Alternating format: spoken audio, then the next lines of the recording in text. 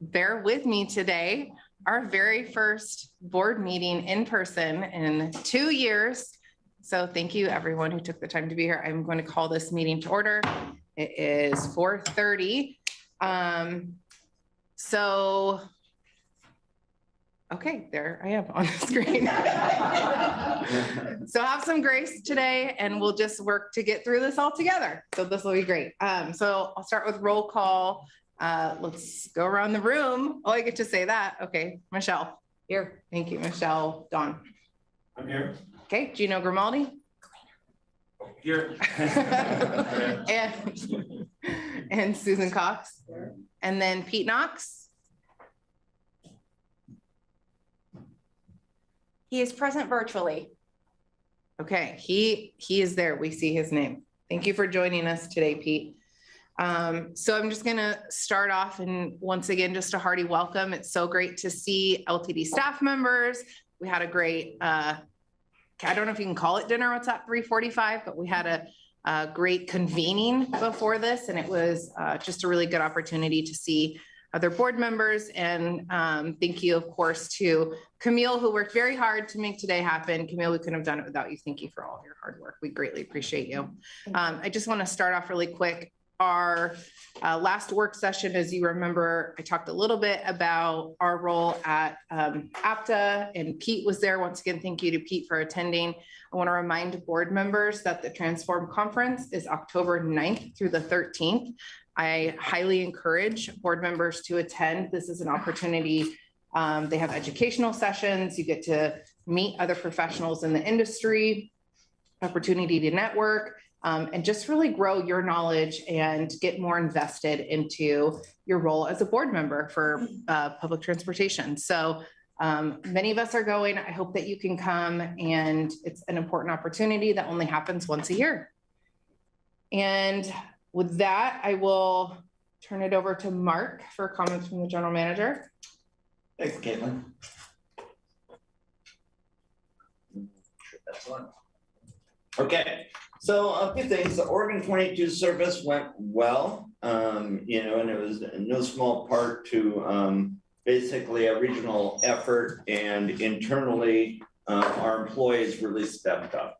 And I mean, HR hired, 40 some people in a matter of 3 days, got them ready and went through all the processes, to get them on board and be driving vehicles in a matter of a few days. And the ATU worked with us, and we were able to, use retired drivers and current drivers and others from the outside. And so, it was definitely an all hands on deck kind of deal, and we pulled it off. We've gotten really good comments from the public, people from out of town who just really gave us a lot of credit for making it really easy for people to get around town. And many of them have traveled worldwide to see this event and said they'd never been able to get around as easy as they have here. So overall, it was a big success. And on August 31st, we're going to celebrate that success with a barbecue here, and you're all invited. And I encourage you to come through and thank the employees for their effort. Let's see. We also, over the weekend, we had a booth at the Pride event in Eugene, and we had volunteers from LTD there, and that was also very successful and just, part of what we do in our community. So, and I think that was all I have. That was fun seeing the positive social media posts and people commenting about how well things are working during the world. So also great job marketing team, Pat, Therese, and Haley. It was just great to see that high level of engagement and just a positive overall narrative. So thank you, Mark. Let's go ahead and move on to announcements and additions to the agenda. I do have an addition to the agenda. So board members, I just kind of need a general understanding from you that once we move out of our executive session, we will be moving back into our regular open session for a vote. Is everyone understanding of that? Okay, great. Just wanted to make sure we're all on the same page there. Okay, do board members have any announcements at this time? We do not. Okay. Excuse me, as I mentioned to you earlier, I'd like to present something for the work session on the next work session that we can take as a discussion item about the nature of the board, basically, and how we can communicate with one another and what we may be able to do more actively. Okay, thank you. And as Dawn and I discussed earlier, he will be sending an email out to board members with more information on that before we have that discussion. Okay, perfect. Now for the fun part is we have to do employee of the month, but I don't see Jake here. Who is doing that? Mr. Head, Okay, all right, welcome. Ooh, and Diana's here. Come on up. in person. This is exciting, you guys. So come on up and floor is yours. Okay, thank you. My name is Jeff Haddon. I'm a supervisor, an operations supervisor. I'm also Diana Stride's supervisor. And as you've probably read, she was nominated for the good work she does out there every single day. I just wanted to point out that is it next month? It's going to be 15 years. 15 years. All right. Wow. And more importantly, she has 10 years of safe driving. And I can tell you as a supervisor, if you put the tiniest scratch in the bus, that's a preventable. So to go 10 years is really amazing. We won't talk about the other side. Yeah. That's the downside to that. There's always that. So let's see, I just jotted down a few notes. I've only been a supervisor for a couple years. We did a little switch around a while back, but I'm pleased to say that every year she's scored outstanding in her evaluations in almost every category. So congratulations. She's a great employee. I love to see her out there. She's got a great sense of humor. She's kind of like my sense of humor, kind of a little goofy maybe. And she's a great driver. I've had customers stop me and compliment her driving skills and the way that she handles people on the bus. And so I'm going to try everyone.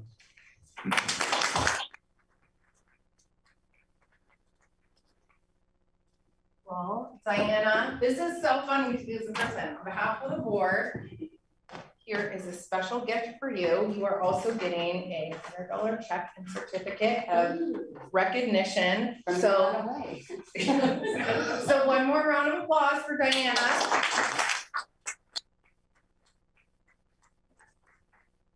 Appreciate you tonight. Congratulations. Thank you. Do I get to say something? Do you want me to grab your microphone? Or? Ooh, I get a mic too? Oh, it does. Okay. Oh, you know, I like to grandstand here. No, sorry. No. Can you hear me? Yes. Okay. You know, I wanted to just say thank you. I appreciate being recognized for really something that I do every day and I got to say that, that all of us do every day, that my fellow brothers and sisters do. It's kind of humbling, and at the same time, you know, I wish that all my brothers and sisters could be recognized this way, because we really are the welcome mat of LTD. You know, when I think about being out there in the public doesn't think about the board. They're not thinking about admin. They're thinking about the drivers. You know, when you say LTD, it's us. We're the people that they see every day. And I got to say that all too often, us drivers tend to feel more like, what's the word I'm looking for?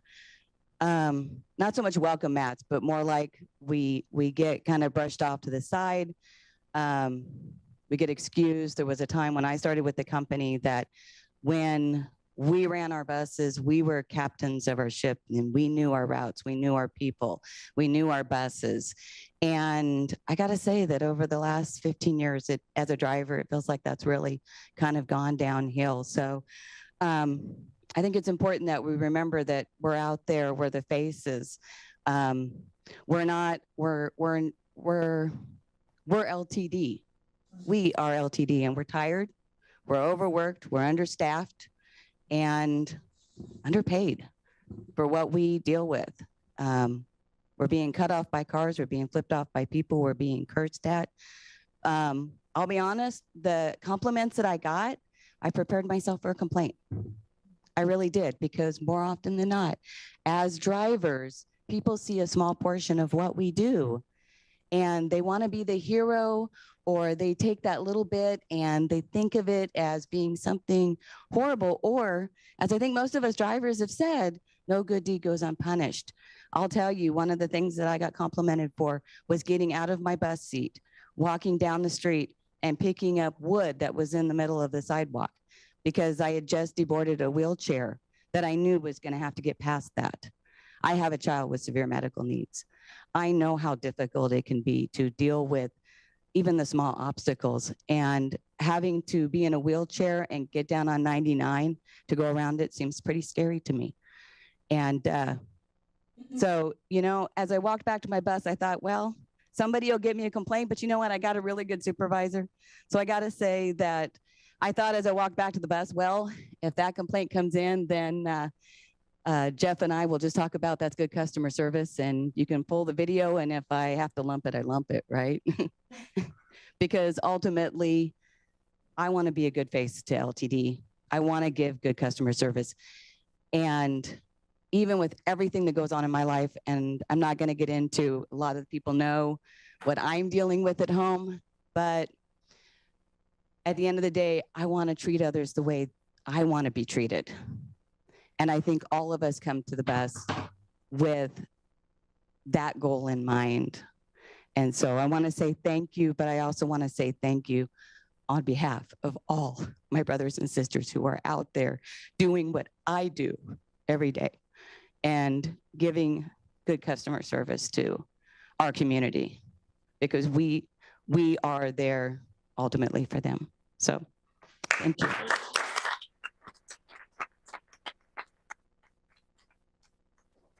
Thank you, Diana. We appreciate your words. I'm going to turn over Camille if there was anyone signing up to participate in public comment. I do have one. Okay. One moment here.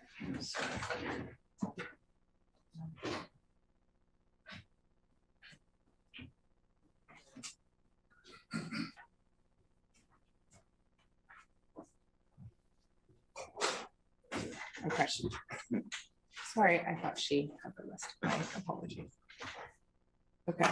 I'm just going to go. We do have 2 folks that are signed up. I'm just going to go over really quickly the rules about this. So when you go up to the microphone, Camille, is that correct? You'd like them to come up to the. Yes, please.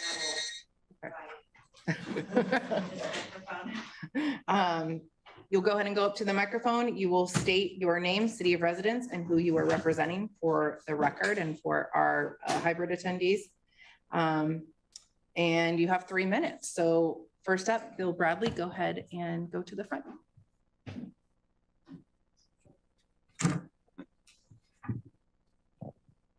Testing, sound good? Okay. Hey, Bill Bradley, come out of Cottage Grove, represent ATU 757, all the members here at Lane Transit District, from operations, maintenance, customer service, public safety, IT, materials management, all the frontline workforce, and some of the background that makes this place run. I wanted to come here and welcome you all back to LTD. You know, I've never seen most of you here, so this is great. It's kind of a fortuitous time. We had our first bargaining session today with our executive team on LTD side. So we put in good work. I think it's total 6 hours of work today on bargaining. So I was actually pretty proud of that. Sometimes it doesn't go so well, but I'll take that. I want to say it was a respectful session. I think we put some issues on the table that both sides are struggling with, and we want to find solutions to do that. It's going to take all of us to work on those solutions, to understand why they're occurring and how to stop them. I think you heard the passion from our Employee of the Month. You know, we want to be seen and heard and respected. And that's what we intend to deliver when we're talking in collective bargaining, that we're going to give them a package, give them a working environment that respects the work they do, that treats them fairly when they are here doing the work. And it's going to take, you know, a different, you know, philosophy than what we've been doing for the last so many years. Because I feel like I have some circular and roundabout conversations that I've had 100 times. So it's time to change that. I'm looking forward to working on those issues that our staff identified. We recently had an employee engagement survey that identified a lot of issues, disengagement, kind of a lack of, direction. They're not believing in the direction of LTD. I think that's a problem. I think our workforce rated executive leadership the lowest of all of them, and we need to do something about that. And that's by working together, demonstrating a good partnership. And I think the best thing we can do to do that is to have a good contract. And I'm, hoping that you guys feel the same way. You guys aren't at the table. I don't get to talk to you at the table, but I hope your direction to the team is that. That's our goal. And I want to say just thank you for doing your service. Hopefully we can find a way to, speedily recognize all the work that's been done in the last few years and get to that next place where LTD is the employer of choice again. We're a pinnacle of the community, a pillar that people look at and say, that's an important thing. And the jobs that people do there are important. So that's where we're coming from. All right. Thank you so much, Bill. Appreciate that. All right. John, go ahead and head up.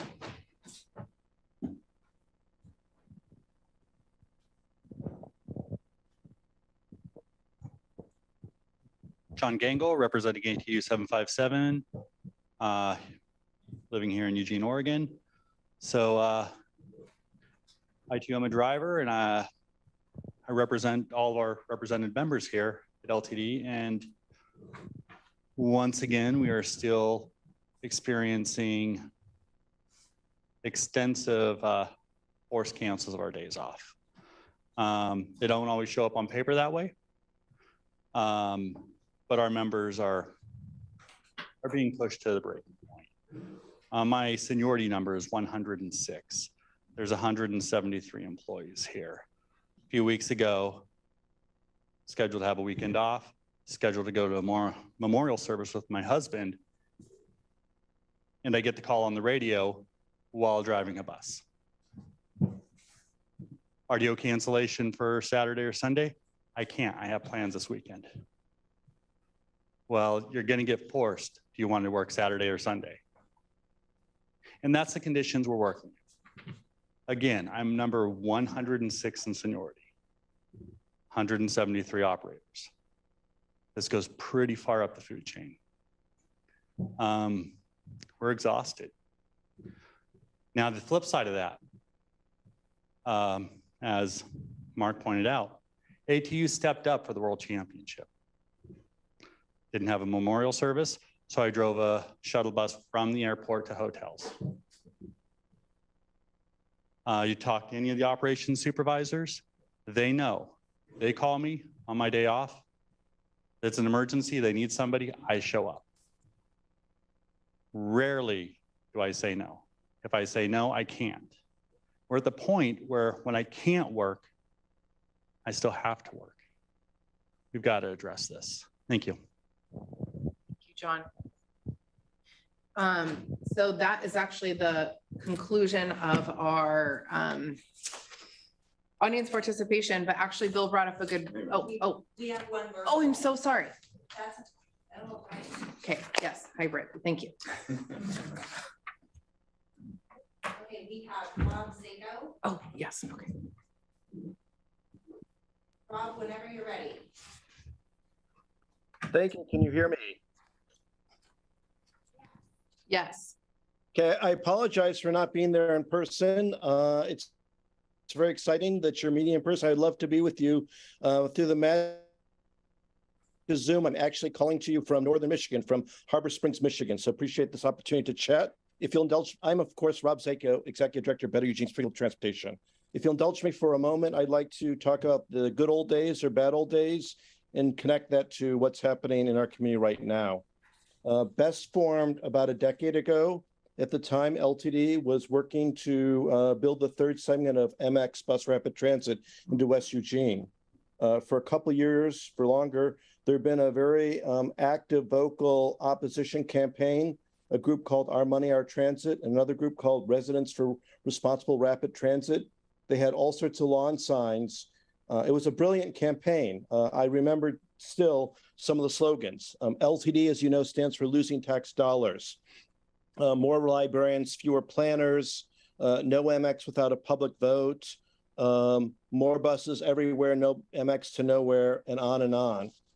It was a very effective campaign. Somebody dropped about $100,000 to buy lawn signs, basically every other business in West Eugene. And as a result of that, the Eugene City Council lost their commitment or was wavering their commitment to a better future, to better transit to MX. And in early 2012, the Eugene City Council was actually going to refuse $95 million of federal and state money to build the third line of MX. It was in this context the best formed as a broad group of community leaders. And we did some things that LTD couldn't do. You build MX, you run buses, that's amazing, but you can't tell the community what to think. We, since we're not funded by you, have the ability to advocate. And we did that. We got all the Eugene City Council to support MX. It was built. It's wonderful. Thank you very much. We had thought that this was all way behind us, and yet it's happening again. As you may or may not know, there's a recall effort against the Eugene City Council going on right now. Ballots go out tomorrow. The election, I think, is the day after Labor Day. We'll see what happens. But that city councilor is being recalled, apparently because she supported moving ahead. The literature around this targeted my organization best. I didn't know this, but apparently we're part of the transit industrial complex. Apparently, LTD gives us lots of money to make you look good. I had no idea. That's obviously not true. We're a community group. We support transit. We support LTD's mission. We will continue to do our job. I mention all this just to put you on notice that LTD is being attacked in the community, and this is not an isolated incident. I think this is something that the board should address. You should talk about public views of LTD, and there are further discussions to have. Bess looks forward to partnering with you and supporting your good work. Thank you very much. Thank you, Rob.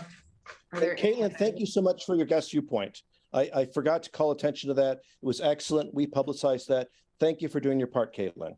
Thank you, Rob. Appreciate those kind words. Is there anyone else wishing to give public comment, Camille? Yeah. Okay. I'm going to do something a little unorthodox because I thought Bill brought up a good point. It's our first time in person and some of you don't know who's in the room. So really quick, can you guys just say who you are and your job title so that our board members can look at your lovely faces and know who you are? Gary, go for it. Gary Adams, Director of Human Resources, Equity and Risk. Tom Schwartz, Director of Planning and Development. Okay, Kalina. Kalina Beer, Director of Business Services. Mindy Frisbee, Business Services Manager. You know our two folks from ATU. Corey, go ahead. Corey Graham, Senior Systems Administrator in IT. I'm Pat Walsh, the Director of Marketing and Communications and the Public Information Officer. Excuse me, Frank Wilson, I'm the Division Manager of Public Safety and System Security. Okay, there we go. Now we're all friends. Okay, so let's go ahead and move on to board member reports. There was quite a few committee meetings over this time since we didn't meet in July. So hopefully everyone had an opportunity to read that in the packet, but do any board members wish to share anything additional about committee meetings? Before the committee meetings, can we have an opportunity to respond to some of the comments that have been made just prior to now? Historically, that hasn't been my experience, but I'm gonna look to maybe Andrea and Camille. I didn't fully hear the question. Oh, she was wondering if we can respond to the public comments that were made. We don't respond to public comment. The board does not respond to public testimony in the public meeting. Staff will follow up with those who made public comment and then follow back up with the board members. And if something you want to discuss at a work session, we can do that at the next work So session. actually, I guess I feel that the board has a responsibility to be in communication with us. I mean, I'm just curious about some of the comments that were made, and those seem pretty critical. So I was really struck by the fact that the employee of the month, who obviously deserved what that recognition, had some pretty heartfelt things to say. And it was echoed by other staff and employees. And I know, you know, we've talked about the fact that there is a wonder of the bargaining and all of that. But I think when we talk about the success of the games and the fact that it went very well. And I mean, Mark, you were really gracious about acknowledging it was the drivers. I'd be curious to know, in addition, you know, to the barbecue that's happening, was there any sort of compensation specifically around that for the drivers, number one? And secondly, I guess the comments that were made by Bess, we've never really had an opportunity to talk about this, but I guess as a board, I feel there's some concern publicly about moving ahead. If that goes from, if that expands, what do we do? How do we make sure that we continue to get the community support, that doesn't become a barrier to us moving forward? So yeah, and we'll be talking a lot more about moving ahead. I mean, it's in its infancy basically, and so we will be talking about, okay, you know, what steps do we have to take to make sure that, you know, we do get the community on board to the greatest extent possible. And back to the Oregon 22, I mean, drivers stepped up, the whole organization stepped up. I mean, HR worked like for 4 days to onboard 40 people. So it's the whole organization that stepped up. And so, and yes, they were compensated. They all got double time for working in the game. So. And, you know, there's definitely more opportunities, you know, following the board meeting as well. Susan, if you contact Mark and myself, like, yes, we can absolutely address, you know, what concerns you have. So I don't want you to feel like it's just the conversation stops. We can definitely keep this conversation going and have more robust conversations with the board of directors and work sessions and future board meetings. Absolutely. Well, Mark, I appreciate you saying that we're going to be having a lot more conversations about moving ahead. I mean, is that scheduled, or is that, because it seems like there's some urgency right now? Yeah, well, it's not, because nothing's really happening and moving ahead right now. I mean, so the planning process is done. Now we start to say, okay, how do we move forward? And Tom can probably shed more light on it if you have a few minutes, Tom. But I'm talking about the public reaction. That's the piece, not the project itself, right? Not what the process. I'm talking about what I believe is a concern by the community, and what are we going to do to make sure it doesn't become a bigger concern? I guess that's the piece, not the actual moving ahead. Yeah. Yeah. And we are strategizing with the city on that. So we'll make note that this is a conversation to be continued and that the board members would like more information just on what the community concern is and how LTD is strategizing with the city, or what steps are being taken to address that community concern. But we can get together on that and make sure that we're following up on this. Okay, I'm gonna go ahead and move back into the board member reports. And I just wanna make sure anyone that wishes to share about committee meetings over the last 2 months, since we didn't have a July meeting, has the opportunity to do so.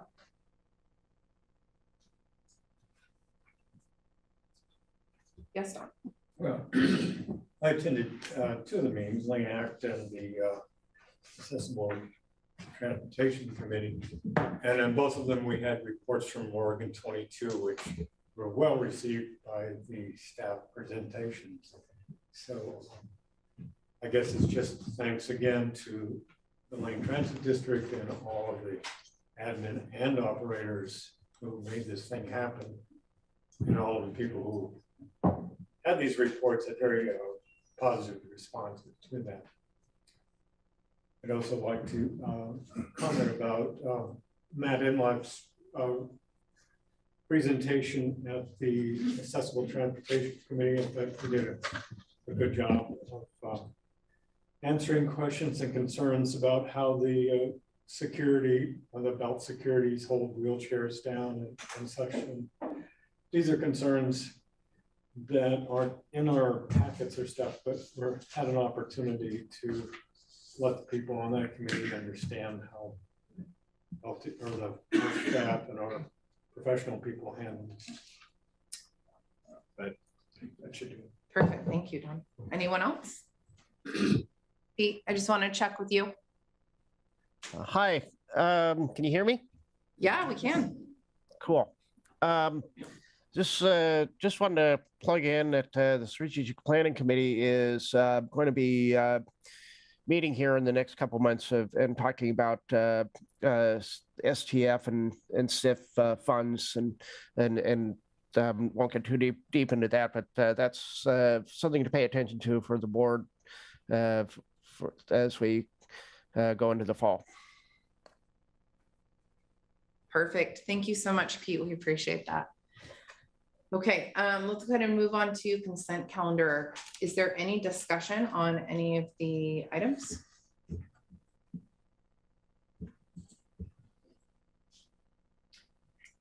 There's no discussion. I'll entertain a motion.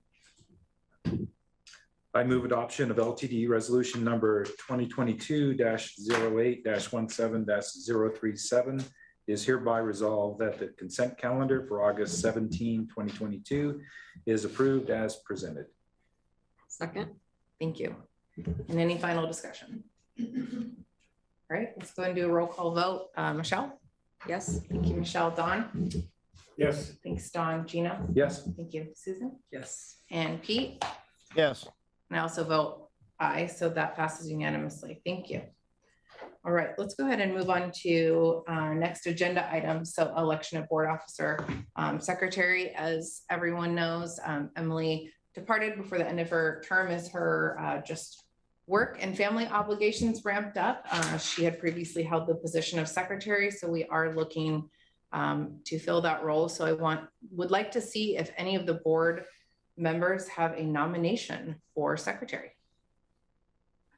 I have a nomination. Yes, Michelle. I nominate Pete Knox as the LTD Board Secretary to fill the remainder of the term set to expire on December 30, 2022. Perfect. Thanks, Michelle. Pete, do you accept this nomination? I do. Okay, great. I'll Are there, okay, any other nominations? Okay, we'll go ahead and take a vote then. We'll switch it up and start with Susan then. Susan? Aye. Thank you, Susan. Gino? Yes. Thank you, Don? Yes. Michelle? Yes. Okay, Pete, are you gonna vote for yourself? Yes. Okay, all right. I also vote aye. So Pete, congratulations. Thank you for stepping up and being the LTD Board Secretary for the remainder of this year. This will be a great opportunity for you, and I can't wait to see what we get to do together. So thank you, Pete. So let's go ahead and move on. Mark is going to be presenting our next agenda item. It's the amended and restated board bylaws and government policies. And as a reminder, this was the topic we focused on in the work session that we had 2 weeks ago. And now we're here. Mark. We are. And I mean, the ad hoc committee on bylaws has done a lot of work on this and certainly has brought it before the board several times. And I don't really have much to add. I think it's a great document. I think it's ready for your final discussion adoption. I know we talked about at our last work session whether it wanted to go on, we should put it on the consent calendar. So we decided we wanted to have a little more conversation before you just voted on it. So with that, I'm going to turn it back over to the board, and you can decide if it needs more discussion or you can take it to a vote. Michelle, please. I don't have any discussion on it, but I just have a observation, and I just want to make sure that we're watching the dates on there. So all of the bylaws, the governance policies have August 3rd, I think, is their adoption date. So I just want to make sure we're changing that to reflect today. Absolutely. Okay, that's all I have. Okay. Michelle, you'd make an amazing editor. She did nothing to admire. It's what it's kind of my job. Job hazard. Pete, I wanted to check in with you. Did you have any discussion around the bylaws? No, I don't. Thanks. Any more here? Anyone in this room? Susan? I think it was just to make sure there was an opportunity for the public to weigh in, and so no one's weighing in, so I think we're ready. Good to go. All right. In that case, I will call for a motion.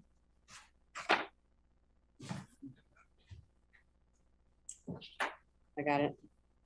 I move adoption of LTD resolution number 2022-08-17-044.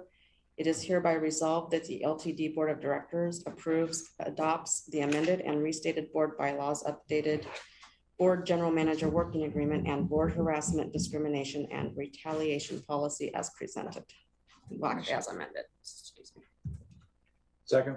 Okay, thank you. Any final discussion? Okay, Susan? Done and done. Okay. Oh, yes, yes. Yeah, okay. Gino? Yes. Okay. Yes. Thank you, Don. Michelle? Yes. And Pete? Aye. Thank you. I vote aye, so that passes unanimously. All right, thank you, everyone. So this is the exciting part. We get to hear from a real life LTD staff member and our friend Kalina. Kalina, come on down. It's like a game show. So Kalina is going to be giving us an update on our strategic business plan quarterly progress report. Okay, welcome. Well, welcome to our admin offices here at LTD. Just to introduce myself again, I'm Kalina Beard, Director of Business Services. And I'm here tonight to share with you our Q4 update. I'm not going to spend a whole lot of time on the update itself because we have TransPro who will be coming to present some good news that we have ongoing with the strategic business plan. Next slide. So again, tonight, I'll do some highlights on the Q4 progress on our strategic business plan. This is the end of our year one. Mark's gonna go into a little more detail, so I'll hit a few highlights on that. We'll talk about, and we'll have Nicole McCleary from TransPro to talk about our refresh, and then our TransDash launch as well. That's the bulletin board or dashboard that we'll have live on our website toward late fall, early winter. And then just open up for some questions and a bit of discussion. Next slide. Of course, this is our North Star for the district, our mission, vision, and values. Just to remind everybody, because it's been a minute, our entire employee population spent about 580 hours to come up with our new mission, vision, and values. And pretty robust conversations. We did it on the departmental level. We did some cross groups. Then we had opportunity for people to just kind of send information into TransPro. And we all came to that this is what we felt would guide us as we move forward. Also a reminder, the strategic business plan is our priorities, the goals, the things that we've set out to do and prioritize over the next 3 years. This being the end of year one. Next slide. So just to remind you, these are our 5 strategic areas of focus: customer satisfaction, employee engagement, community value, financial health, and sustainability. I'll just share with you that we most recently, and you all are aware, completed our employee engagement survey. So next slide. When we come to our tactics and how we've achieved, you'll see some updates on that. To date, through the end of Q4, we've achieved 39% or completed 39% of the individual work tactics that we set out that would contribute to the previous slide, our strategic areas of focus. Next slide. Of note, you'll see in our Q2 and Q3 updates, we had 0 in there. And just to bring your memory back, we've been without our Director of Human Resources for quite a while. So it's not that the team wasn't working on employee engagement or doing any of the tactics that were involved. It's just that we didn't have that particular lead for that. So since Perry's been here, we've been working hard to get everything going. And we were able to really count all of the progress that his team has been making, even without someone at the helm, a captain at the helm of the ship in HR. And they've done an excellent job thus far, being able to, over the 3 quarters that we had here in our first year, achieve 20.5 out of 25 points toward employee engagement. Next slide. So I'm going to turn it over, and Nicole is going to be joining us virtually to Nicole to talk and share with us about the refresh activities. Nicole, you're muted. Hi, Carlina, and thank you all so much for having me here today. Just wanted to share with you about the refresh, what we've done. We actually had a workshop with the executive management team to really align on the priorities for the 5 strategic areas to ensure that they were still in agreement that these areas were important. We also met with each of the directors individually to work on their tactics and develop new milestones. What you'll see with the updated strategic plan is that those work plans that were completed successfully last year will be removed, and we have added some new work plans. Those ones that we're still working through or didn't quite get through, but the executive management team felt were still very important, are in there, and we may have updated some of the milestones. And we then worked with the team to develop those tactics, strengthen those tactics so that we can see that progression every quarter and see where it's headed. So I think you'll be really pleased with that. There will be some similar work plans still in the strategic plan, but also some updated new work plans. Okay. Thank you for that, Nicole. I'm sorry, go ahead. No, I was just going to say, so with that, Carlina, I think we can go ahead and share a little bit about TransDash. Absolutely. Next slide. Great. Well, thank you all very much. Hi, my name is Brendan Morgan. I'm a senior project analyst here at TransPro Consulting. I lead the dashboard development for TransDash. So really excited to share more information about the product. So we'll be officially launching here in October at Seattle Aptal. So really looking forward to sharing that there. So TransDash, what it allows us to do is see how transit provides value to the nation in 10 different areas.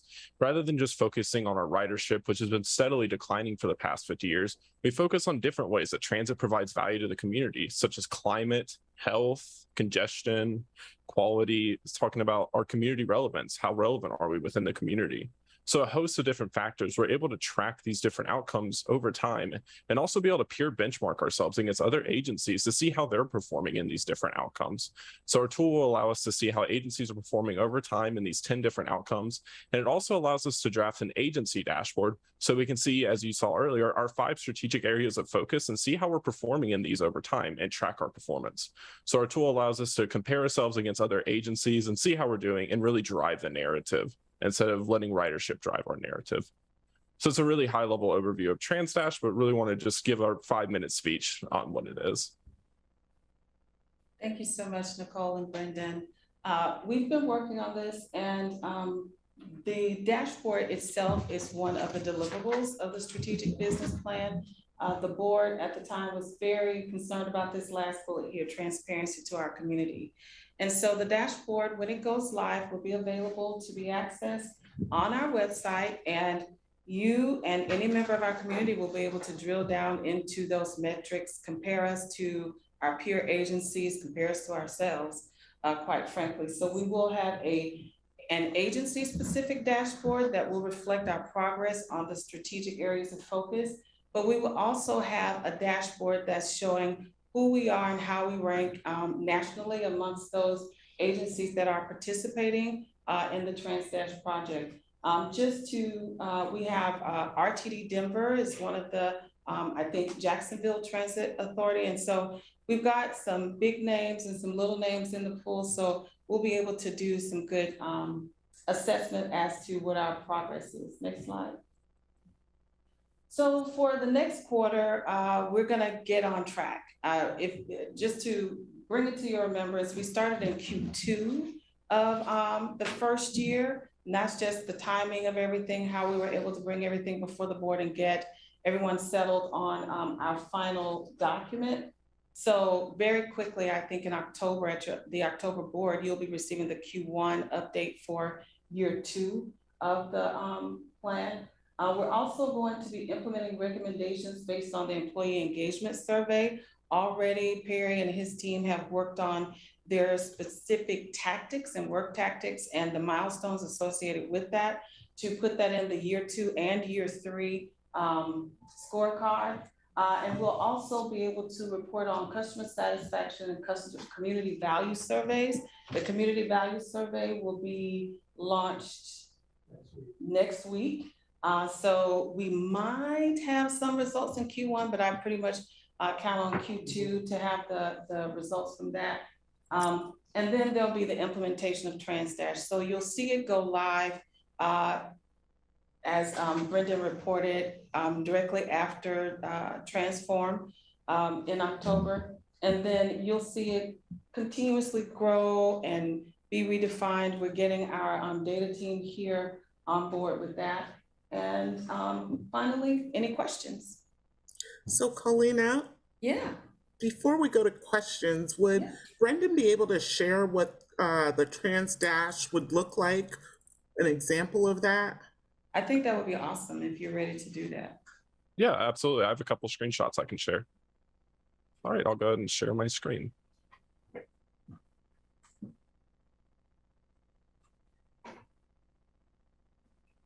All right, great. Can everybody see my screen?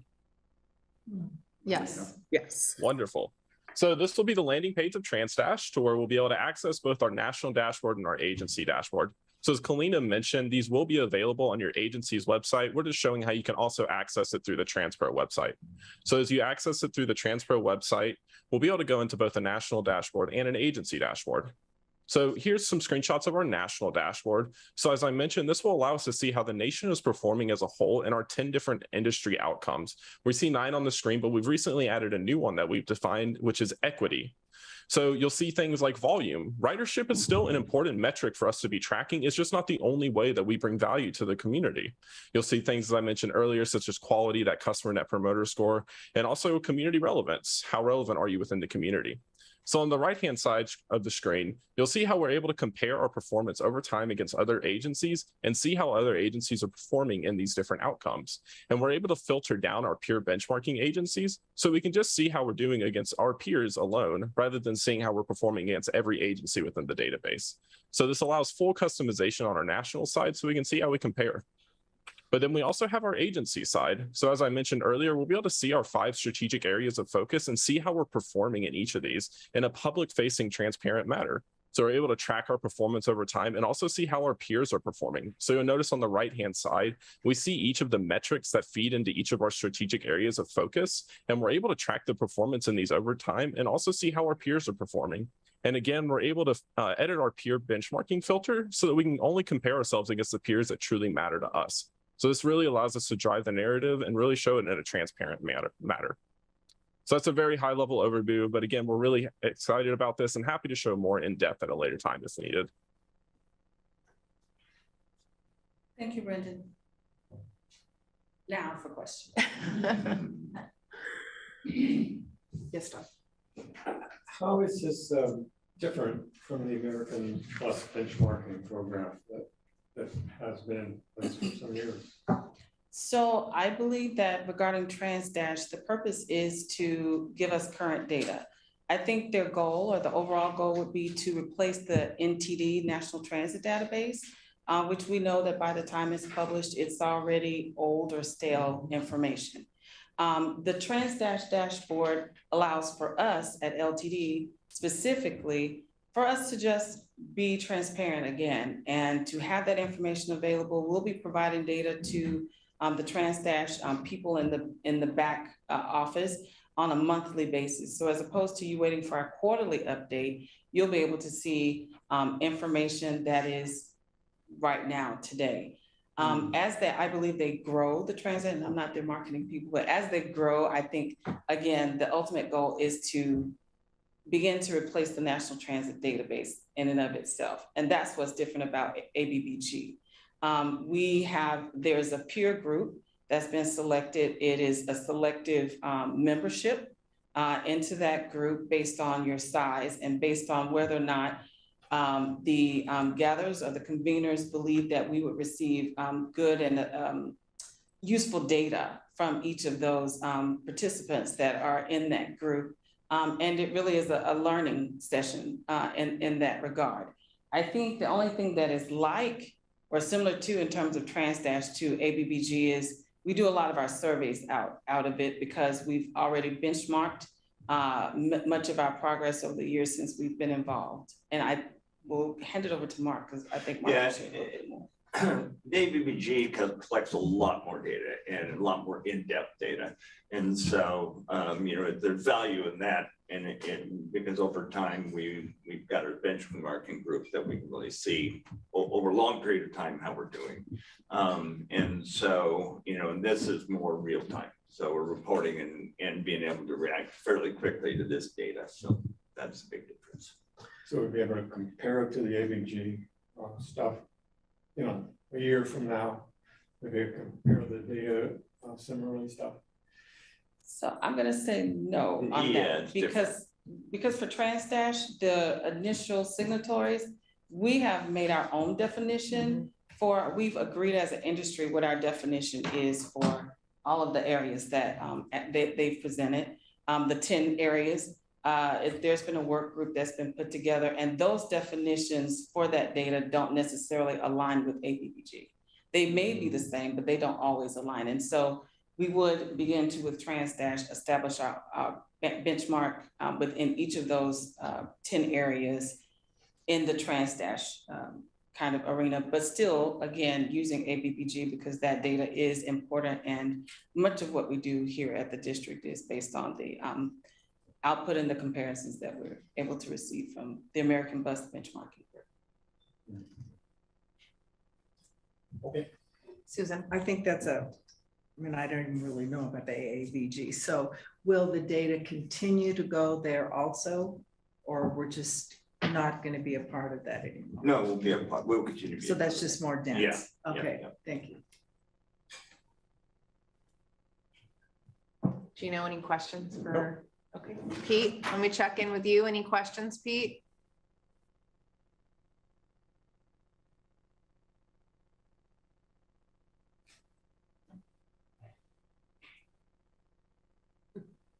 I'm gonna go with no.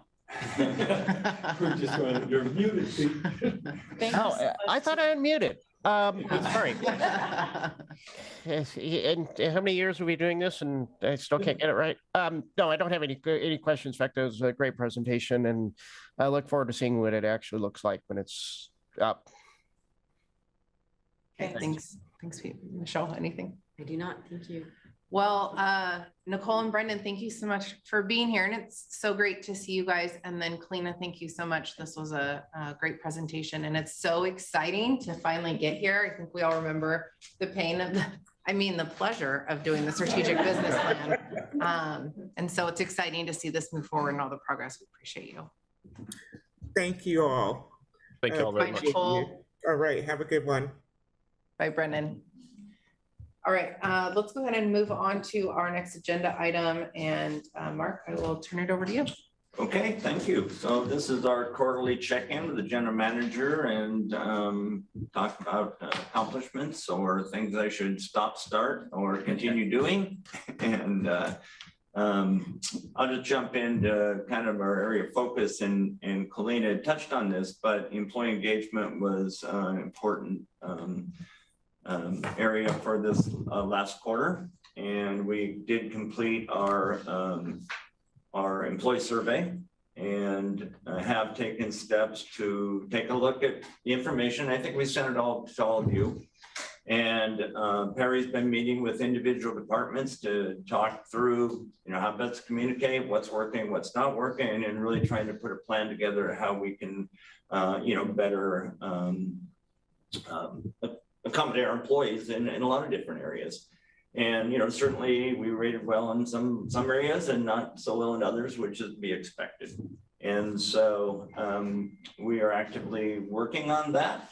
And interestingly enough, you know, and this is the first year we had a third party do the survey. And so, you know, they have their way of putting the information together and whatnot. And Perry worked with them to come up with a employee engagement score, and which is an important score because that's part of what his metrics and certainly the performance review has. And overall, you know, you talk about employee engagement, we actually have pretty engaged employees. I mean, 68% were engaged, 14% very engaged, 18% less engaged. So, you know, overall, people aren't not engaged. You know, I mean, there's certain things they don't like about what we're doing, but you know, they're willing to talk about them. They're willing to problem solve, and they're willing to work through issues. So, so it's not that they're not engaged. It's that, you know, they just maybe don't like certain things that we're doing. So we can work with those. So, and I mean, overall, our employees are very committed to the organization. They understand their role in the organization. They understand how what they do fits in with the success of the organization. They understand the mission of the organization. Those are all things that we've been doing over the last year or two with the strategic business plan, is to connect the people, employees, to what we do. And so, you know, I think we've seen a lot of success in the last quarter in that area, in the employee engagement and the steps we've been taking to, you know, to make the workplace better. So, and community relations and outreach, we've done quite a bit of work and working with the community in the last quarter, and most of those around Oregon 22 and really pulling that together, and then the GM recruitment also bringing in a lot of the community to help us kind of move that along and make a decision there. And so that's been active as well last quarter. And then just as far as our scorecard and the strategic business plan, overall, we're at 67.5 points out of 100. The 100 score is a 3-year score. So we're making good progress in a lot of different areas. You know, I think the first year is a little easier to pick the low hanging fruit. And so it gets a little harder as we move on. But overall, the organization is committed to our strategic business plan, is focused on the tactics they need to do to help us accomplish our goals.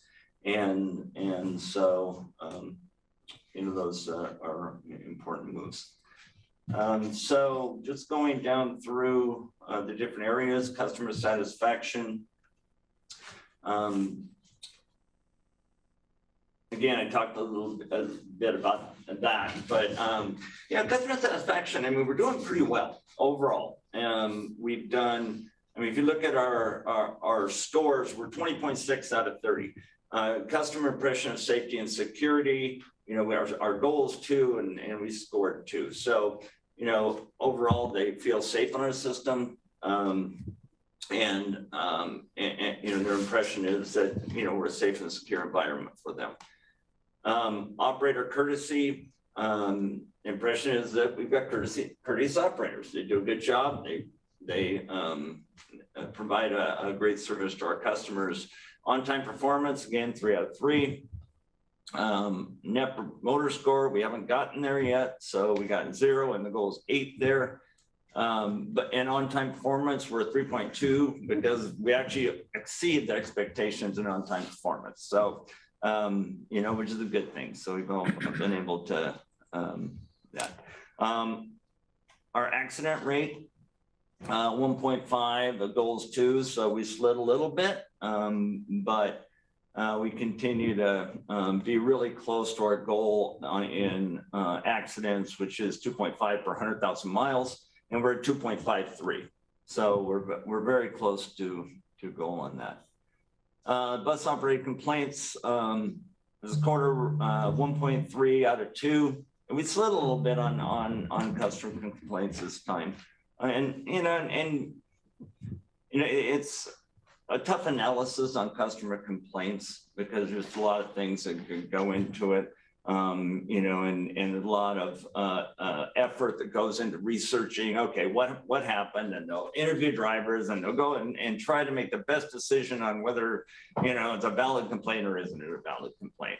And Diana talked about going to pick up a piece of wood, right? You know, I didn't know if I was going to get a complaint or a compliment out of her, right? You know, but it was the right thing to do. So, so it's a little hard, but ultimately, the overall customer satisfaction is 7.7 out of 8. But so I'm not requesting any compensation for customer satisfaction because we didn't progress. And it basically stayed the same. Does everyone know where to find this? Because it wasn't in the main agenda packet. Okay. I would actually like some help with that. Okay. Oh, it's in the handout. Yeah, so Okay. it's a separate. I know, but I just, because it's easier to. Good. No, I'm glad you brought it up because I was going down. No, that's fine. Go, please. Thank you. Sorry. Can I ask a question? Absolutely. Regarding the employee survey, I assume that there Oh, have she been has previous one. employee Okay. surveys. She has one. With this survey, do you see any trends either that are positive or trends that concern you? I think it's probably been similar, but they're different surveys. We did them internally the last 2 years. And so this is, and the ones we did were about 20 questions. This was 63 questions. And so I think it was much more in depth than our other ones have been. So I don't know that you can really compare. Well, I assume we'll be staying with the same survey as we go forward so we can track trends. I think so. We'll be working with them a little bit, but you know, but I think so. Yeah, we need to, you know, we just decided this year, it's like, okay, it's probably worthwhile having a third party because doing internally, there's always a suspicion that we know who everybody is, right? or that we can find them or whatever. But And the reason I asked this is because we had an employee speak tonight about a trend. And it'd just be interesting to see what exists out there. And that was the intent of starting it to begin with is it's like, okay, you know, we really, you know, we've got some work to do. Let's figure out where that work is and what steps we need to take to do it. But you're right, you know, having the same survey every year so you can really compare apples to apples is important. Thank you. Thank you for giving me the time to ask. Yeah. All right, go ahead, Mark. Can I also ask about the survey? Is now the time? Okay. I am not good with graphs and charts. I'm just going to say that up front. But one of the things I was looking at is when you're talking about the engagement, I realize we have a new process this year and so on. But when you look at the national average of engagement and then what LTD had, for example, the number of surveys, the national average is 34 and LTD was 14%. That's a -20, I think. No, what number is that? Well, on the, one of the things it talks about, the engagement, it talks about the highly engaged, the engaged, and the less engaged. Am I not doing that correctly? So the number that you're looking at is the national average. Correct. Of, I think, 34. Correct. And then the other one is LTD's average. Which is the 14. Right. And I think that, in all honesty, if you look at some other studies, right, 30 is kind of on the high side. But, you know, that's my judgment of it. Sure. But yeah, that's looking at the national average. And I would also have to look at maybe the date, because as it ages, you know, things change. And, you know, so that's the number you're looking at. But if you have a specific question. Well, I'm just. Is that the highly engaged, the 14% is that we're talking about? Highly engaged. Right. And in the summary, and I realize this is an outside firm, but this is what they do, and they're professionals and so on. But they were saying that there was a very low engagement. And so I guess very low engagement. So I think that their thing was that the number of people who filled out the survey was lower than they had seen in their others. I told them going in, we're dealing with bus operators who don't want to take the time to really fill out surveys. And so I have done enough surveys with bus operators over 40 years. If we can get over 50%, we'd be doing pretty well. And we got 60, somewhere in there, 57. What's that? 58. Yeah, percent. So, you know, some of it is the environment in which you work. Right. And so, but that would be relative year over year. So when you say this year it was a 58 response rate, 178 out of 307. And then in 2020, it was 146 employees, and then in 2021, it was 97. But in relative to that, what is it? How many? I mean, because for 2022, you have 178 out of 307. So it'd be interesting to be able to, you know, have the comparative analysis for those over time.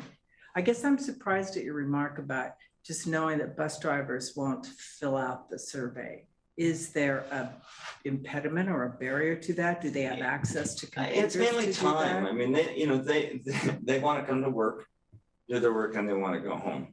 You know, they don't have an office where they're going to take, and you probably, you know, take 20 minutes to fill out a survey or 15. I mean, it's just historically they have, you know, not been willing to take that time. Has there been any sort of inquiry about what that, how that is? Or I noticed that there was only the survey participants, and you know, those are, it's always going to be people who care more about doing that sort of thing. I mean, I can remember having done that myself, but then there was no, what do you call it, where you go and you just ask people, you know, just do interviews with people just generally who don't fill out the survey. Well, they're anonymous, so we don't know who fills them out and who doesn't. No, but the firm, whoever you hire to do that, there is a, where you, what is it in a poll, where you go out, you do like a percentage, or you just go after. Would that be, I guess it concerns me that such a large population, for some reason, don't feel like it's effective, or, but again, when you say they don't have an office, what is done to accommodate them also having the same sort of, if you're at a desk, it's easier. Yeah. I mean, in the firm was more than willing to come in and do that. Right. But at quite an expense. And so, you know, it's kind of like, all right, you know, it's a statistically valid survey. You know, we got enough where it's statistically valid. And so then how much money do we want to spend to get, you know, more people to fill it out when basically it's a statistically valid survey? I guess when you say it's expensive, I think it's also expensive to have employees that are not engaged. I mean, what is the investment for them? I mean, I don't mean to, you know, sound critical, but having been a part of these little things, you know, both as an employer and a supervisor, there's a lot in there to unpack. Yeah. And I think it's important to do that. So I appreciate being able to have the survey to look at, but I think it's, I'm concerned about it, to be honest with you. Okay. Camille, can I request something? Do you think it'd be possible to show participants on the screen so we can see who the attendees are? I'm just thinking now we're used to all being able to see who's in the room. It kind of would be nice to see who's attending this meeting. How does board of directors feel about that?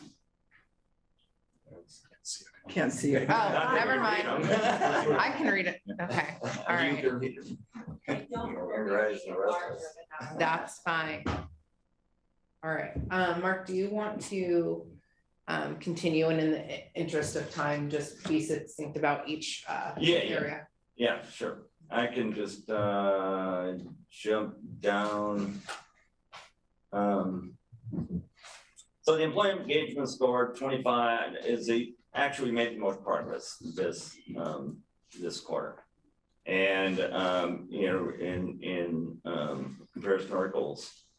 And so I am asking for compensation in that area of 6250, I think is the max for that area. And so I'm requesting $4,000 for that. Community value, again, we're at 0. because we haven't got our survey done for the community, and that's been kind of a challenge. They're not a common survey, so but that is, as I heard earlier, going out next week, so that's good. And then we talked about financial health before, and we maxed out that for compensation as well as the sustainability. And so the overall compensation for this quarter request is $4,000. And I just also did a kind of synopsis for the year since the end of the fiscal year. That's awful. Thank you. And out of the 25,000 in incentives, my request is 12,250, in which 4,000 is now, it's approved. And I would like to entertain any other questions or concerns or anything else that any board member has. On the sustainability issue, I mean, we've kind of made these purchase decisions, purchased some electric buses, purchased the R95 or R99 fuel. What else is pending perhaps to improve? Well, more electric buses. So but that decision has already been made. Right. I mean, you know, those kind of elements of getting the grant and stuff like that, is that? Well, that's part of what we'll do over this next year is say, okay, is that still a primary goal since we're gonna, we're 80% there now and we'll probably be 90% there next year. And that's a 2035 goal, right? Mm-hmm. So I mean, we're well on our way there. So that's where we'll have the discussion with the board to say, what else is more important between, right now that we should be doing that should be on our radar for our strategic business plan metrics. So right now that would be a board discussion about what to do rather than, some staff director there to come up and say, well, we're doing this or that or more. Yep. Okay. I mean, certainly staff will provide information, suggestions and things, but I think it should be a board discussion and open decision. Mark, can I ask, with regard to and I know this is something that you and your staff do, is there a COLA or cost of living for just generally for everyone who works at LTD? No. Usually, I mean, bus operators and anybody with in a union contract has a contractual increase. And so the rest of employees, it's performance-based compensation. Right, I understand about the performance-based, but there's no just cost of living generally. No. Just want to check questions about this. Nope.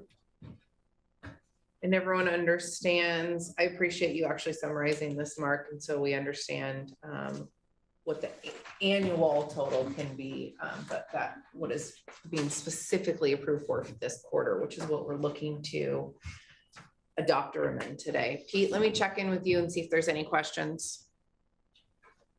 Not at this time, thanks. Go ahead, Gino. So I'm not sure I understand the mechanics of how this works. For example, the employee engagement score, it's a 20.5 out of 25, and there's a performance-based compensation request of $4,000.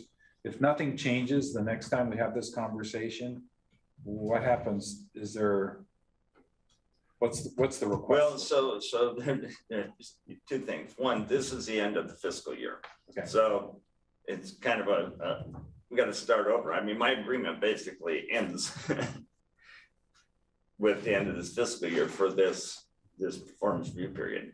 So what I've got to do is put together, of course, it's kind of dicey now because I'm not going to be in this position. Right. Well, maybe for much longer. So it may be with the new general manager, you have this discussion in terms of performance-based compensation, what that should look like. So it could look entirely different in a year.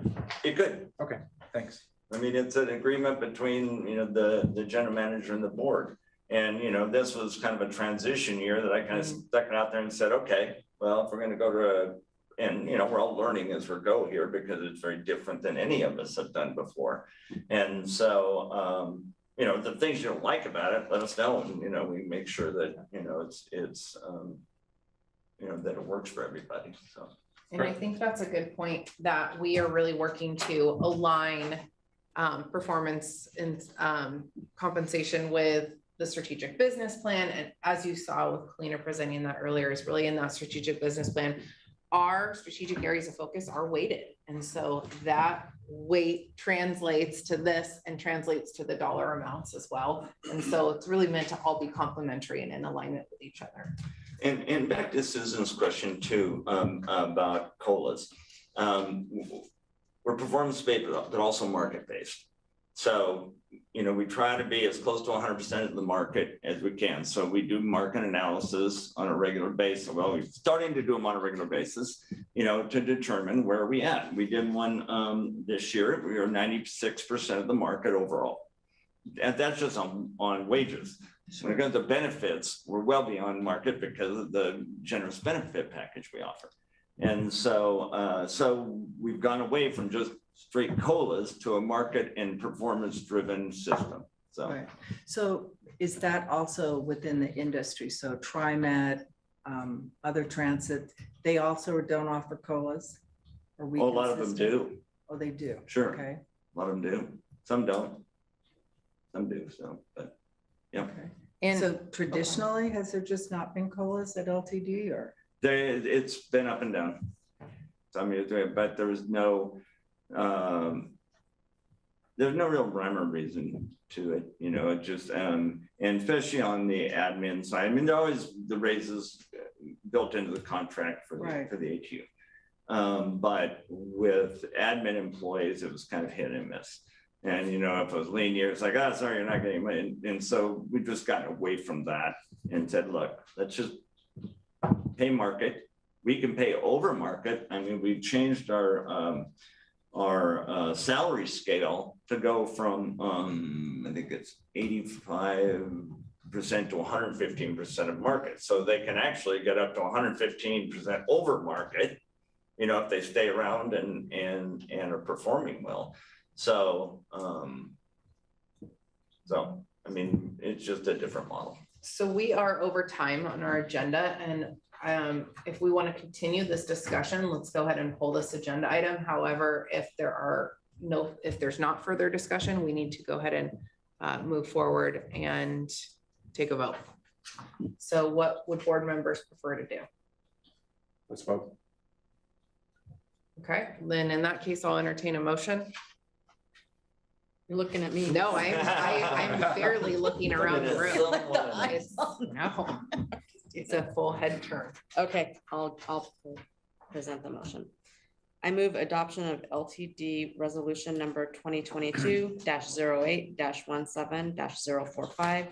It is hereby resolved that the LTD Board of Directors approves the Q4 performance review of the interim general manager as presented. Second. Okay, thank you. Any final discussion? All right, let's start with a vote. Pete, I'm going to start with you. Aye. Thank you, Pete. Michelle? Yes. Dawn? Aye. Thank you, Gino. Yes. Susan? No. Thank you. I vote aye. That passes with majority. So let's go ahead and move on to our next agenda item, the financial planning policy. As a reminder to board members, this is why it's always important to read your packets ahead of time, because there was a video that everyone should have watched. So please be diligent about reading the full agenda packet and obviously going over any links, and that includes the video that Christina has for us. So is Christina, there she is. Okay. Good evening. Hey, Christina, nice to hear you. I'll be there in a minute. I was going to play the short presentation video that I've been creating for you and the community, sort of advanced informational summaries of our agenda item topics. And today's topic is the financial planning policy. And so I'm going to play that short video, and then I'll join you in the boardroom to answer any questions that you have before I ask for you to adopt the financial health policy. Christina. Let's see here. I'm going to share my screen. Oop, and let's see.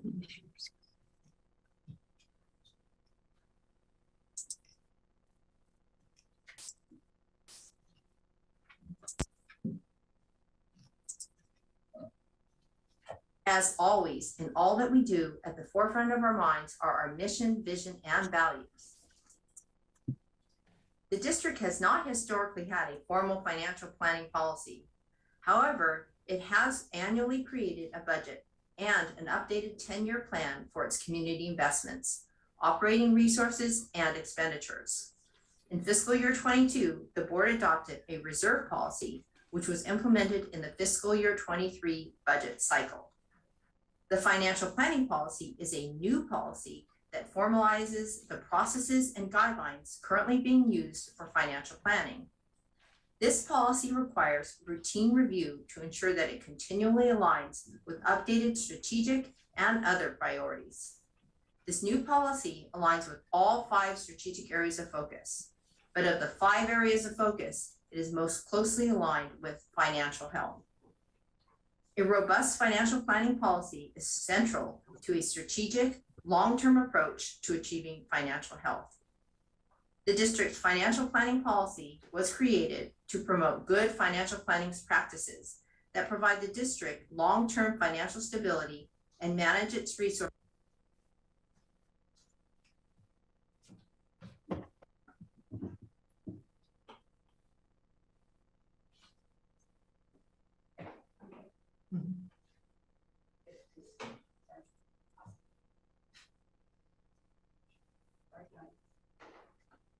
Christina, is this like when MMA fighters come into like their intro music? Was this your video, your intro video? I try to send it in advance so everybody has a chance to see it and think about what questions they have. But the last time when I brought the video, people thought it would be better to have it played in the meeting. So that's why I was trying to have it played here and then take questions after. But I don't know, did everybody have a chance to watch the video? This is the test. Okay, so I do need to play it then because it seems like everybody hasn't had a chance to watch it. I was thinking that this would save time, but it's maybe it'd be better for me to approach it a different way next time. Well, while Camille works on it, if you want to start with your presentation or ad lib the video, whatever you feel is right.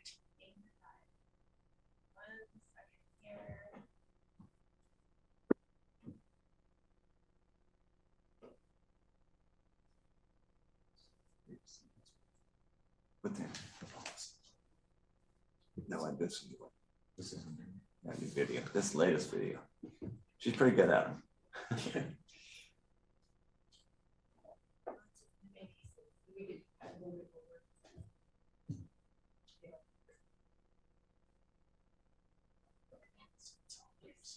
For the policy, it's not a big change. Yeah, that's perfect. Okay, yeah, that's great. Did you share sound so you could hear it? It wasn't checked.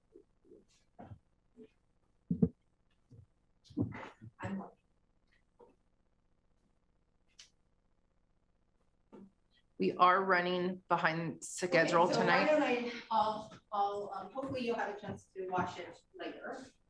But basically it's a financial planning policy and there's multiple components to our financial planning policy. It's got the budget and the process of how the budget is put together. It's got the long-range financial plan. It incorporates things like our community investment plan and our reserves. And we put it together because it's important for the district to have an approach to how we actually do our financial planning, both for short-term thinking and long-term thinking. So if you look at the policy itself, it kind of breaks it all down for all those pieces. And this is one of 5 pieces that we agreed to do for our financial health of the district. So the first one you already approved, which was the reserve policy. And so that was really important. And the second one that you approved was the community investment policy. And that was also something that's helped us for long-term planning of the district. This third one, that is financial planning policy, has to do with things like the budget and the long-range financial plan. And then the last two policies that I will be bringing to the board in September have to do with the pension funding policies. And so those are the last two. So comprehensively, these policies ensure that the district has good financial health. So that's kind of the nutshell. I mean, it accounts for things like, you know, we're trying to make sure that we are sustainable as an organization, that we account for obstacles that might come in our way, and that we are able to meet the needs of the district's services and all of our infrastructure. And so that's kind of what the policy is intended to do.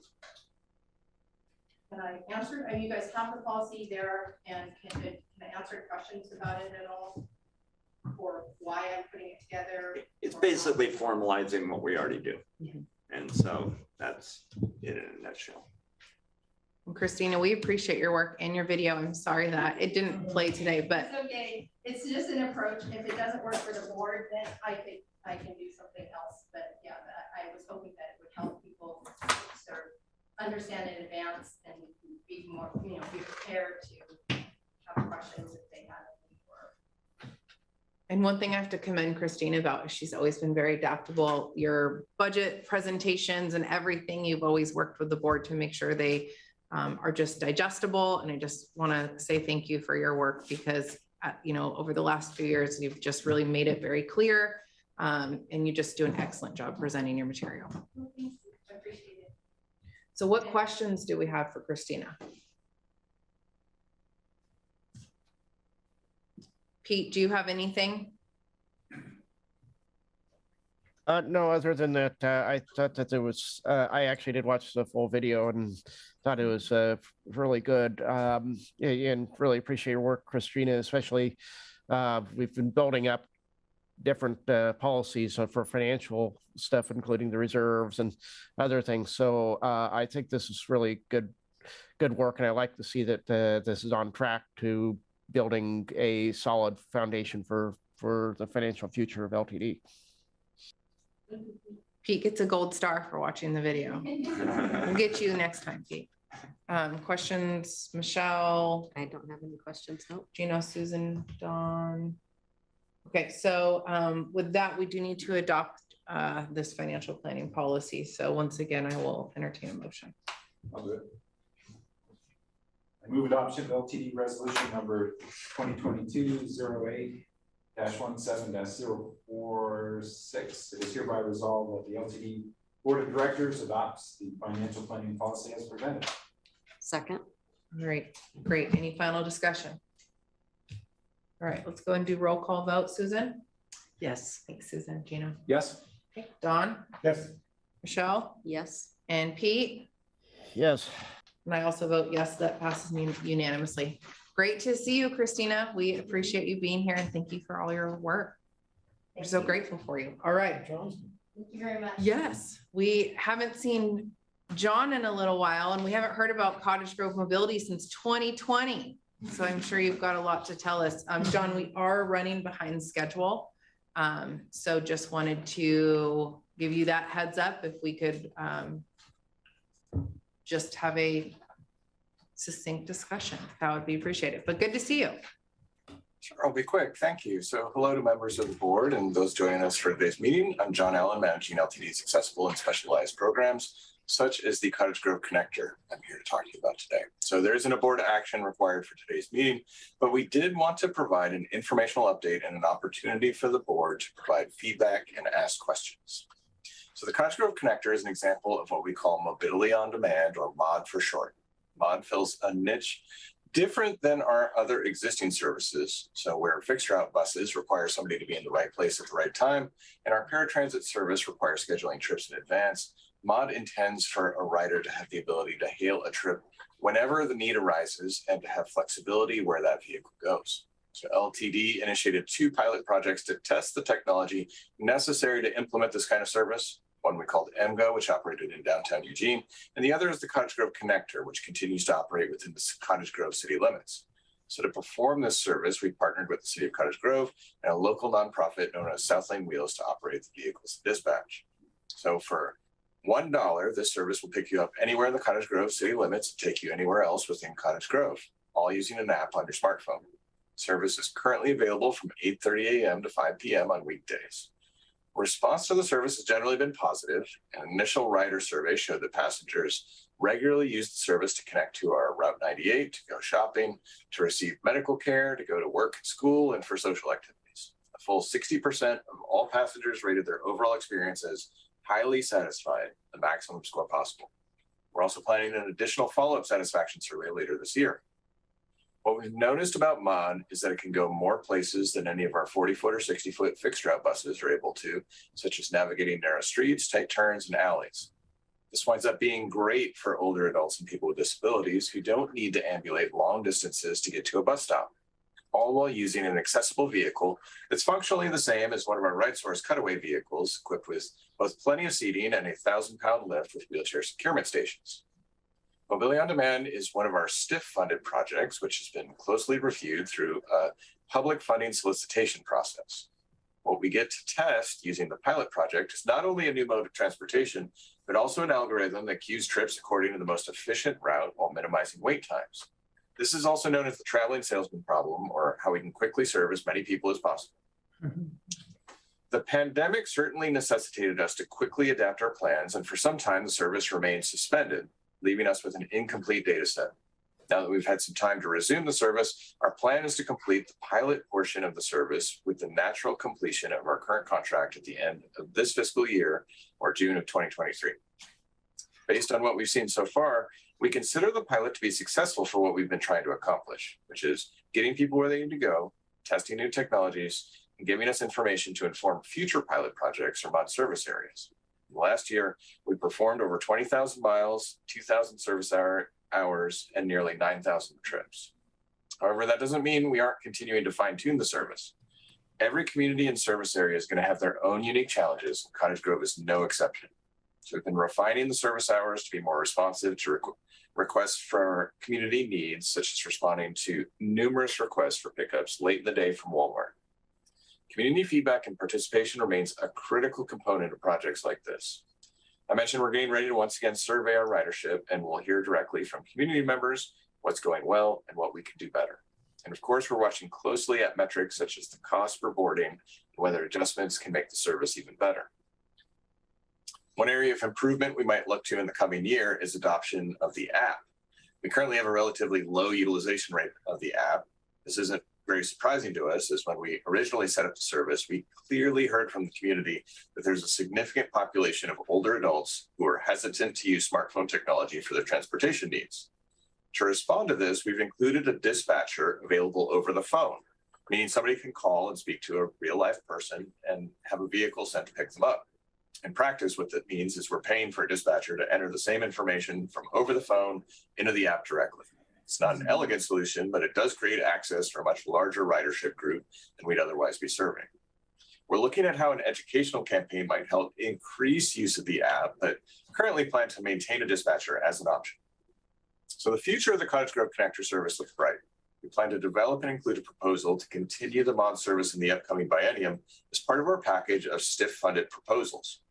We're very interested to identify where else we might initiate or design similar types of MOD or MOD-like services throughout the area to either fill transportation gaps or complement existing transportation options. So with that, happy to invite any comments, feedback, or questions you may have. All right, what comments do folks have? It's so exciting to, I know MGO, which was my personal favorite and I used way too often, although that did not continue. I'm so happy to see the Cottage Grove Connector continue to thrive. What kind of comments do folks have or questions for John? Go ahead, Don. So this is STIF funded. Does that mean it goes on, or does it have to be reaffirmed every biennium or so? That's a great question. And so STIF funds operate on a biennium. So every 2 years, there's a new round of proposals that gets vetted through a public solicitation process. So the end of this current fiscal year will mark the end of the current funding biennium. And so we would look to create a proposal for mod service in the upcoming biennium. So that's starting in July of 2023. And so that would face that same kind of public process that we've seen in the past, or something very similar, to be able to allocate funds. So I'll note, we do have the intention of putting forward a proposal for continued service, but that would go through a public process that would culminate with approval of the board before it would move forward. Tom, quick comment.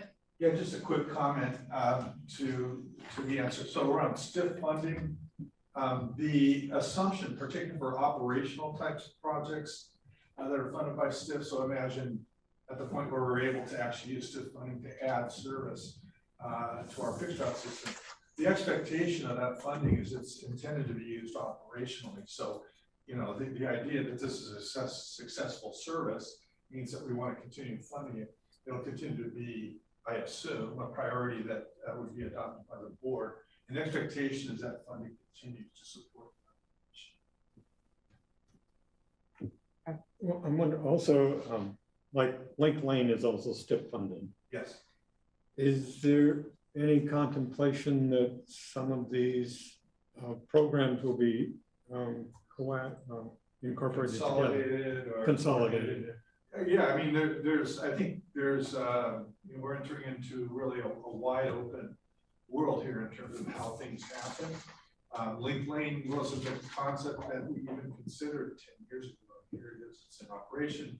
I don't know if you've heard, but it's growing in ridership. You know, mod is successfully. The mobility management strategy that we're adopting or working on, and Andrew said he was coming back in, but I'm not sure. But he's working on that. That's going to be the strategy that we're going to ask the board to adopt that actually addresses some of those things. And it's not, you know, it's not to say that today we're going to do this, but it's really, you know, there's a maturation. And we're going to figure out kind of what the best strategies are in that. Thank you. Thank you, Tom. Just talk about the mobility management strategy. You get to introduce yourself because there's so many new faces. Hi, Andrew Martin, I'm development. And congratulations on your recent wedding. Oh, thank you. Okay, we're so happy to see you. So any more questions for John? Pete? No? Any comments? Well, John, we just want to share our appreciation for you being here this evening. Thank you, of course, sharing this update with us and for all the great work you're doing around the mod. And Andrew, now that you've walked in at the end, thank you. But we appreciate the team and this was a great update. We look forward to getting more. Great, of course. Thank you all so much. Thanks, John. Okay, so we are going to move on to our final two agenda items. So written reports, if any board members have any comments or questions about that. I want to call out on the monthly department reports. Pat, great engagement analytics. Thank you so much for sharing that. It's always really interesting to kind of see the back end of what's going on there. And then also great report by Matt in here. And I don't know if you guys read about the retirements, but the two folks retiring had a combined 57 years of service. That was phenomenal. So we appreciate everyone that takes the time to submit their monthly reports and department updates. So board members, any comments or questions about those department reports? I think you covered it. Oh, sorry. I was just really excited. And then I just want to make a quick note. We heard what board members were saying today. So there is a note that items for action or information at a future meeting around labor relations and board communication. So we heard what you said and we do have that noted. Okay. So with that, we are actually going to move into executive session. So the Lane Transit District Board of Directors will now meet in executive non-public session pursuant to ORS 192.6602A to consider the employment of a public officer, employee, staff member, individual agent At the conclusion of the executive session, the meeting will return to open session. Representatives of the news media and only designated staff shall be allowed to attend the executive session. All other members of the audience are asked to leave. Representatives of the news media are specifically directed not to report on any deliberations during the executive sessions, except to state the general subject of the sessions as previously announced. No decision may be made in executive session. The executive session is expected to last approximately 20 minutes, and then the meeting will return to open session at the conclusion of the executive session. I looked up and everyone's gone, so apparently I read that correctly. Great. Okay. Scared them. I need to get a motion from the board to move into executive session. Just say so. Also move. Okay. Okay, thank you. I don't take a vote. Second. Oh, just a second? Okay, we're good. So we need to wait as we move virtually into.